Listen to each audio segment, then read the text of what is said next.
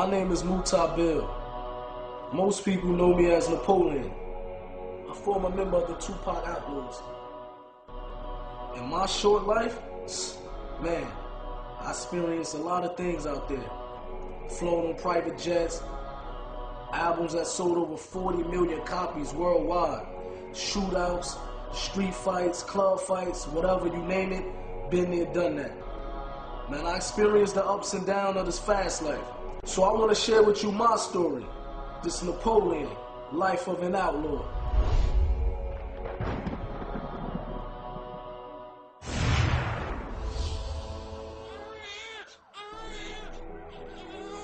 I was 3 years old when my mother and father got murdered.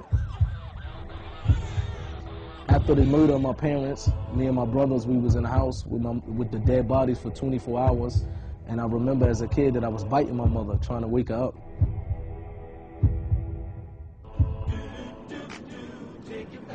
I grew up in the house of my grandparents after the death of my mother and father.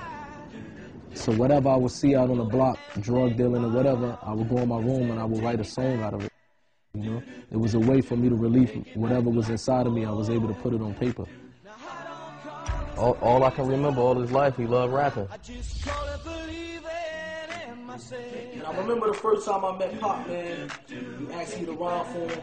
I rhymed for him, we hit it off, and the rest is history. When he got close with Pop, he looked at Pop like a big brother or a father figure, you know, someone to look up to. Muta was, him and Pac was bonding real tough. I think Muta had become one of Tupac's extended family members. Hey tonight. Therefore, it was a very fast life, man. Parties every night, private jets. We was living like kings. There was a certain amount of arrogance they all had during that time because they were on cloud nine. But I never expected to end that type of life. I never expected that life would come to an end so drastically and so soon. There's gonna be some stuff you're gonna see that's gonna make it hard to smile in the future.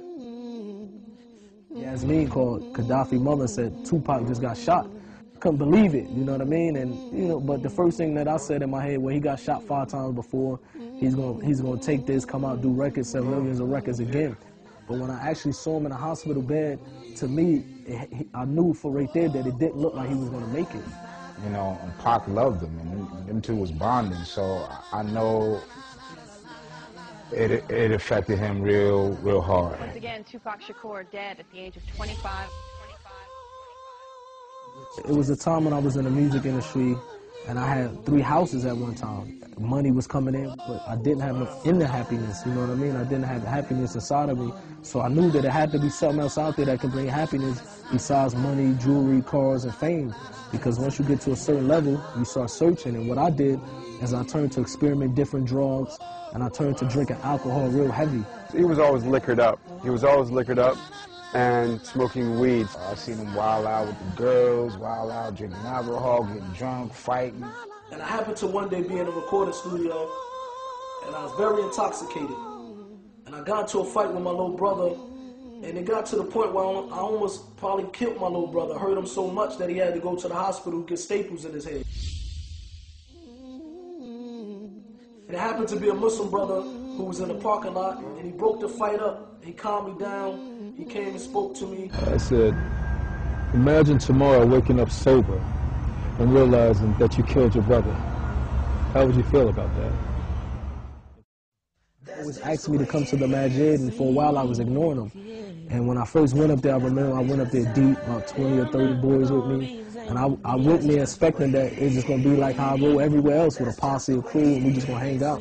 But when I went there, that's when I seen something different that basically inclined me to want to know more about what these people was upon. That's what changed my life ever since then.